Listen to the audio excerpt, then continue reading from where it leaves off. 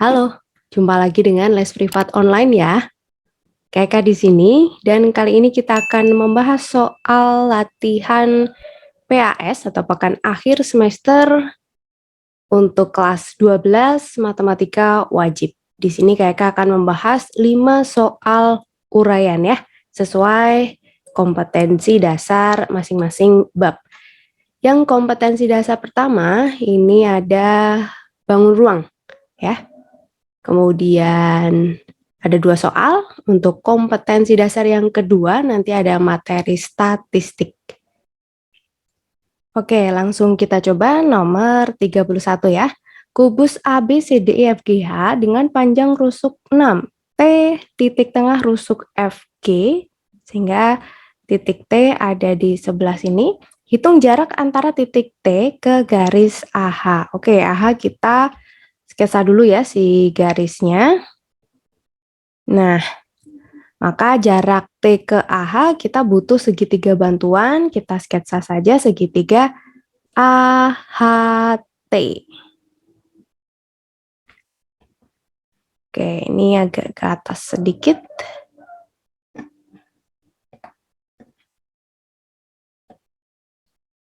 Nah, kira-kira segitiganya seperti ini. Apakah segitiga ini adalah segitiga siku-siku atau segitiga lancip ataukah segitiga tumpul? Karena nanti akan berpengaruh pada cara penghitungan kita ya. Kalau segitiga siku-siku kita bisa langsung menggunakan Pitagoras. Kalau segitiga lancip dan tumpul, nah itu nanti beda lagi. Kita harus menggunakan dalil proyeksi ya.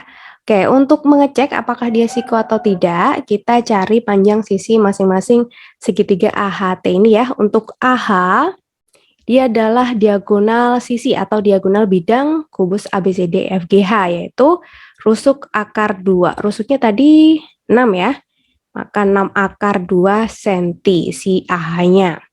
Kemudian untuk HT, HT dapat kita peroleh dengan bantuan siku-siku segitiga siku-siku HGT. Nah, siku-sikunya di sebelah G tentu saja. Jadi HT kuadrat sama dengan HG kuadrat ditambah TG kuadrat. HG rusuk berarti 6, TG setengahnya rusuk 3. 36 ditambah 9 ya, hasilnya 36 ditambah 9, hasilnya 45. Maka panjang dari sisi HT adalah akar 45, yaitu akar 9 kali akar 5, 3 akar 5 cm.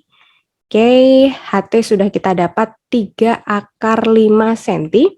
Terakhir AT, ya AT dapat kita peroleh dari bantuan segitiga siku-siku lagi. Segitiga siku-sikunya kita ambil proyeksi T dulu ke garis BC. Kemudian kita hubungkan A ke hasil proyeksi T tadi ke BC. Ini dia. Kita sebut dia sebagai T aksen. Maka akan auto siku-siku di sebelah T aksen sini. Segitiga A, T aksen, T. Maka AT kuadrat adalah AT aksen kuadrat ditambah T aksen kuadrat. Yaitu AT aksen nanti nilainya akan sama dengan HT teman-teman ya, panjangnya sama. Jadi 3 akar 5. 3 akar 5 kuadrat ditambah TT aksen sama dengan rusuk yaitu 6. 45 ditambah 36, 81. Sehingga panjang dari AT adalah akar 81 atau 9 cm. Nah, berarti kita dapat yang paling panjang 9 ya. Coba 9 kuadrat. Nanti nilainya apakah lebih besar atau lebih kecil dari 6 akar 2 kuadrat ditambah 3 akar 5 kuadrat nih, 81. Ini tadi 6 akar 2 dikuadratkan, hasilnya tuh 72 ya. 3 akar 5, 9 kali 5 tadi 45. Nah, ternyata 81 itu nilainya kurang dari, ini berapa? 117. Kurang dari, maka segitiga ATH adalah segitiga lancip. Iya, betul. Nah, segitiga lancip. Sekarang kita sketsa saja teman-teman segitiga lancip ATH di luar sini biar lebih jelas ya. AH kakak letakkan di bawah sini biar lebih mudah. Lancip. Nah, anggap aja ini segitiga lancip ya, teman-teman, walaupun kelihatannya agak siku malah. Oke, di sini yang bawah tadi AH, berarti hanya otomatis sebelah sini. Ini A, ini baru yang T tadi ya. Tapi ini kakak salah ya, sebentar. Harusnya kan AT-nya paling panjang nih. AT-nya paling panjang kakak. Oke, sebentar.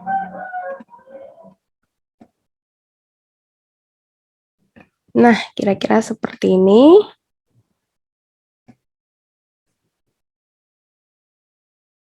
Oke, ini tetap lancip ya.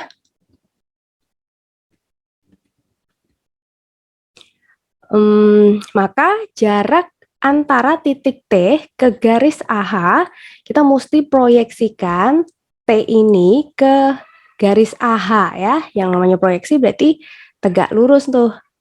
Oke, kita kira-kira aja gambarnya. Nanti seperti ini teman-teman, tegak lurus dengan AH. Kita sebut hasil proyeksi T ke garis AH adalah O. Maka jarak T ke garis AH akan sama dengan si jarak T ke O atau panjang TO. Ini nanti berapa kita cari dengan menggunakan dalil proyeksi segitiga lancip. Oke, adakah teman-teman yang masih ingat dalil proyeksi segitiga lancip? Jadi HO adalah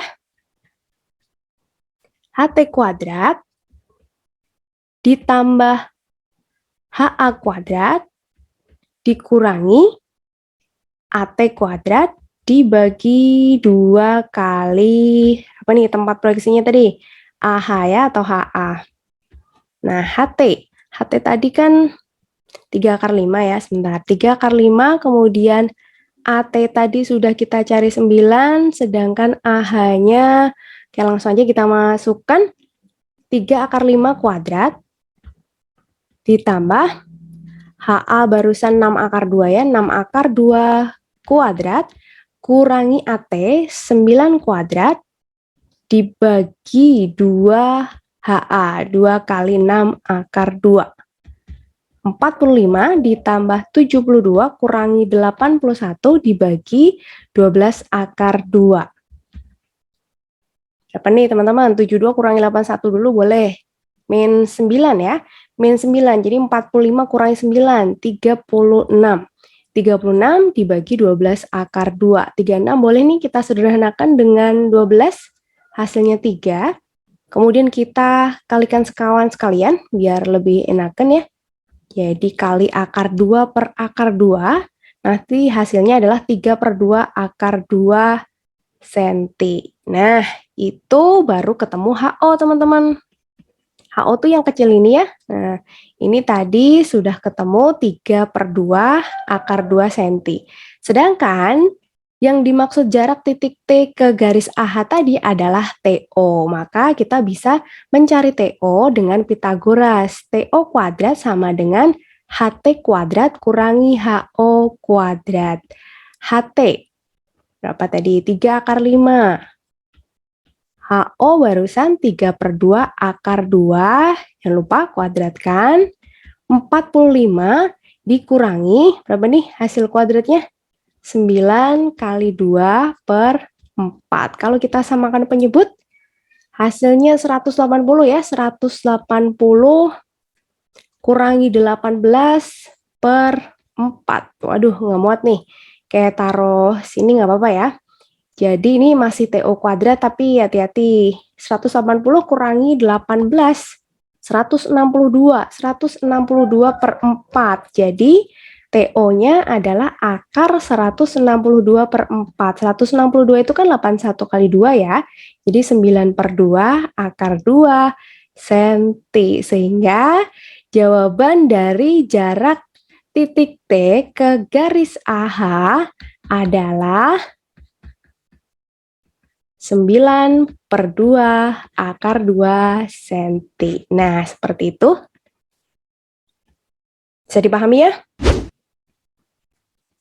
Oke, kita lanjut nomor berikutnya. Balok ABCDFGH panjang AB 12 cm, BC 6 cm, dan CG 8 cm. Hitung jarak antara KLHE dan BCNM jika titik K dan L masing-masing di tengah AB.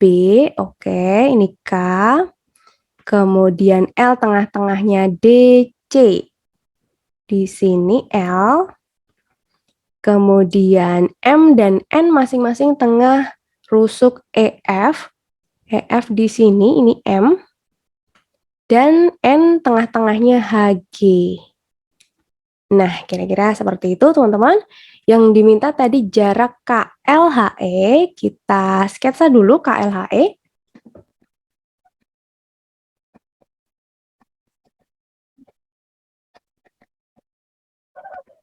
Dan bidang BCNM. Kita juga sketsa.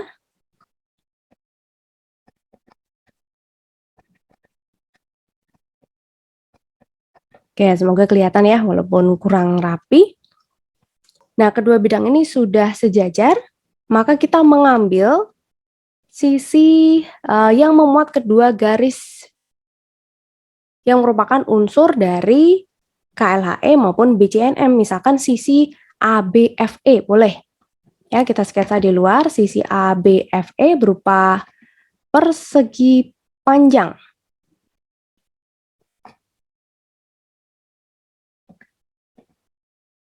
Kemudian titik sudut E dihubungkan dengan titik tengah dari AB yaitu K. Dan juga titik B dihubungkan tengah-tengahnya EF. Nah,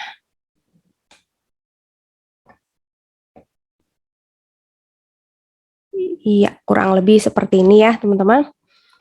A, K, B, F, M, E. Nah, jarak KLHE dan BCNM adalah jarak antara garis EK, ya, sama aja jarak EK ke MB.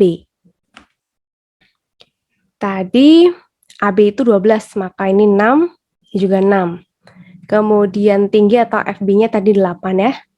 Oke, di sini juga 8, maka EK dan MB masing-masing panjangnya nanti 10, karena Pitagoras ya 8, 6, 10. Nah, EK 10, MB juga 10. Sekarang, jarak EK dan MB, maka kita hubungkan. Salah satu, misalkan ujung EK ini ya, kita hubungkan ke MB atau kita proyeksikan secara tegak lurus. Jadi, sama aja garis atau titik K kita proyeksikan ke MB, sebaliknya titik M kita proyeksikan ke EK. Nanti baru kita dapat si jaraknya. Nah, misalkan seperti ini. Anggap ini siku-siku ya. Karena proyeksi itu dia harus siku-siku. Nah, maka teman-teman cukup fokus pada ini nih. Yang kayak tandai kuning nih, namanya apa tuh? Namanya? Iya. Jajar genjang ya, jajar genjang. Ingat dong, luas jajar genjang itu apa? Luas dari jajar genjang adalah alas dikali tinggi. Ingat, alas dan tinggi. Mereka pasti saling tegak lurus.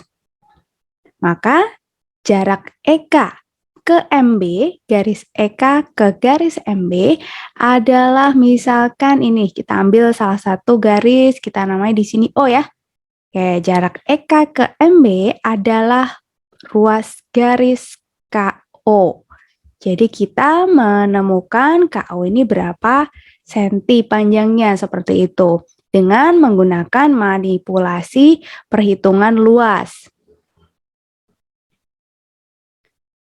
Oke, kita ulang sekali lagi. Luas jajar genjang, alas kali tinggi. Misalkan nih, alas KK itu KB, maka tingginya adalah AE ya.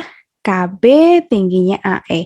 Sedangkan Kalau alasnya misalkan MB, maka tingginya adalah KO. Yang penting alas dan tinggi saling tegak lurus ya teman-teman. Alas MB tingginya KO, alasnya KB tingginya EA. Jelas ya?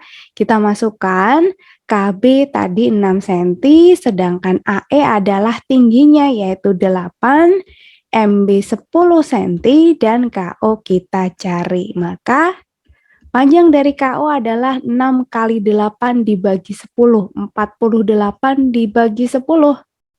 Iya, 4,8 cm. Sehingga terjawab sudah. Jarak antara bidang KLHE dan bidang BCNM sama saja jarak garis EK ke garis MB atau panjang KO, yaitu 4,8 cm. Semoga paham ya. Yuk, kita lanjut nomor 33, statistik nih ya. Pak Danang adalah seorang pedagang mutiara. Tabel berikut adalah hasil pengumpulan biji mutiara pada pekan ini yang sudah siap dijual. Tentukan ukuran mutiara terbanyak. Apa tuh? Modus ya, ini sama aja modus terbanyak alias modus. Oke, modus kelihatan dari frekuensi yang paling tinggi yaitu 15. Jadi kelasnya atau kelas modusnya adalah kelas 61 sampai 60 yang frekuensinya 15 ini, teman-teman. Udah langsung ke rumus ini ya, modus. Modus adalah tepi bawah ditambah D1 dibagi D1 ditambah D2 kali panjang kelas. Oke, tepi bawahnya berarti tepi bawah kelas modus yaitu 61 kurangi setengah ya. 61 kurangi setengah yaitu 60,5. D1 itu apa teman-teman? D1 adalah selisih frekuensi kelas modus dengan kelas sebelumnya. Jadi D1-nya 15 kurangi 10, yaitu 5. Sedangkan D2 adalah selisih kelas modus dengan kelas setelahnya. Jadi 15 kurangi 6, yaitu 9. Jadi ini 5 dibagi 5 tambah 9 panjang kelas. Cara menentukannya, teman-teman tinggal lihat apa nih? Batas ya. Batas bawah dan batas bawah kelas pertama dan batas bawah kelas kedua. Intinya yang berurutan kalian kurangkan aja nih. 41 kurangi 31. Kan 10 ya. Jadi panjang kelasnya adalah 10 gitu. Ya, langsung dihitung 60,5 ditambah 50 dibagi 14. Kakak yakin udah nggak ada masalah di sini ya. 60,5 ditambah sekitar 3,57 ini ya. Jadi nanti hasil penjumlahannya adalah 64,07.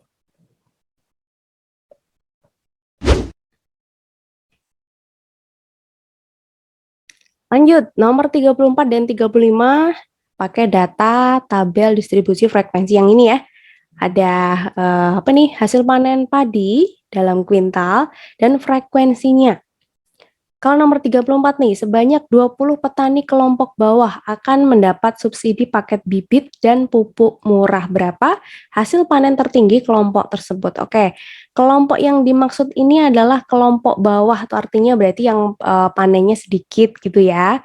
20. Kita cari apa dulu nih, frekuensi kumulatif dulu teman-teman ya. Frekuensi kumulatif. Yang pertama 15 kan. 15 ditambah 20, 35. 35 tambah 30 itu 65. Tambah 25, 90. Tambah 10, 100. Oke. 20 petani kelompok bawah. Berarti posisinya ada di sini ya. Jadi data ke-20 itu masuk ke kelas kedua ini. Ya, tapi 20-nya bukan karena angka pada frekuensi 20, tetapi data ke-20 masuk di sini. Jadi 20 petani kelompok bawah. Kelompok bawah ada di kelas ini. Berapa hasil panen tertinggi? Jadi sama aja batasnya nih. Batas kelompok ini tuh yang paling tinggi berapa kuintal sih? Itu. Teman-teman gunakan rumus ini ya. Hasil panen tertinggi kelompok ini adalah tepi bawah ditambah banyaknya kelompok bawah kurangi frekuensi kumulatif kelas sebelum dibagi frekuensi kelas yang hasil tertinggi barusan. Kayak tulis frekuensi kelas ya. Kali panjang kelas. Nah, kalau teman-teman perhatikan, rumus ini mirip banget dengan rumus median, betul. Median, kuartil, persentil, desil, dan sebangsanya itu ya. Nah, hasil tertingginya ini kita cari.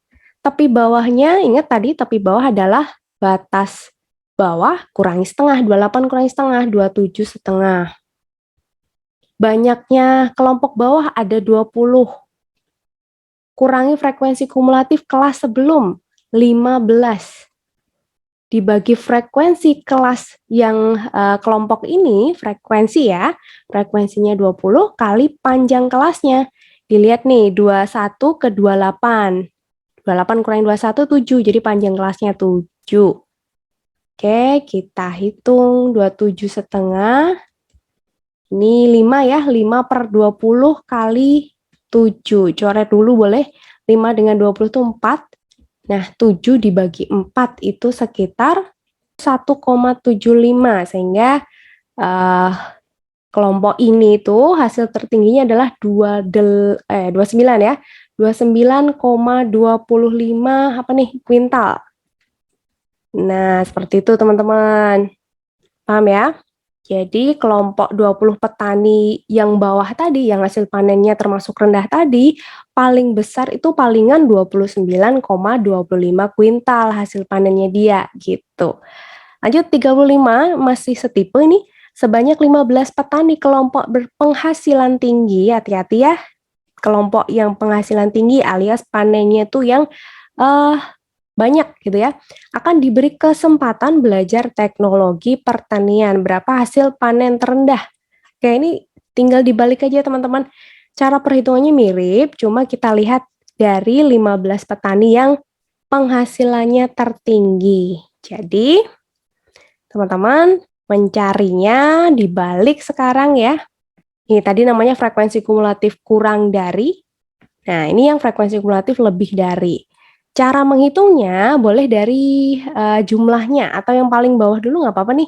Yang paling bawah kan 10, jadi di sini tulis 10, kemudian baru 10 tambah 25, 35, 35 tambah 30, 65, 65 tambah 20, 85 tambah 15, 100. Jumlahnya masih sama, 100.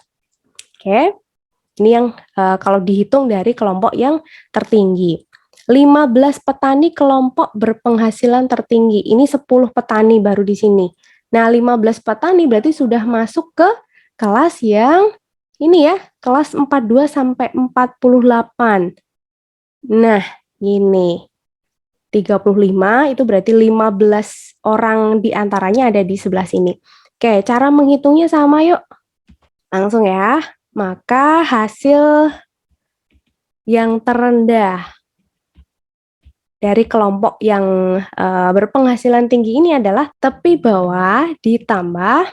Nah, ini nanti teman-teman perhitungannya tetap menggunakan yang frekuensi kumulatif yang ini ya. Oke, tapi letaknya di sini nih. Untuk menentukan letak, tadi kita membutuhkan frekuensi kumulatif lebih dari, ada di kelas yang ini. Maka nanti untuk perhitungannya kita cari lewat yang frekuensi kumulatif kurang dari. Jadi nanti tetap rumusnya tepi bawah ditambah kelompok yang bawah dikurangi frekuensi kumulatif kelas sebelum dibagi frekuensi kelas kali panjang kelas. Nah, karena yang kelompok atas tadi 15, maka nanti batasnya di sini adalah 100 kurangi 15, yaitu 85. 85 itu sebagai banyaknya kelompok bawah. Tepi bawahnya 42 dikurangi setengah, 41 setengah. Kelompok bawah 85, frekuensi kumulatif kelas sebelum 65 kali panjang kelasnya 25 kali frekuensi kelas maksudnya ya, 25 baru panjang kelasnya sama dengan sebelumnya yaitu 7. Nah, tinggal kita hitung. 41,5 tambah, ini 20 ya teman-teman, 20 bagi 25 kali 7, ini kita sederhanakan dulu bagi 5, hasilnya 4/5. 4/5 kalikan 7, hasilnya 5,6, sehingga 41,5 ditambah 5,6, yaitu 47,1 kuintal ya tadi ya satuannya. Kayak jadi di kelompok yang petani berpenghasilan tinggi atau panennya tinggi tadi, yang di sini letak kelasnya, itu paling rendah si kelompok ini bisa bisa panen sekitar 47,1 kuintal. Bener ya, ada di kelas ini. Semoga bisa dipahami. Kita lanjut lagi di video berikutnya ya. Semoga teman-teman sukses PAS-nya. Dadah!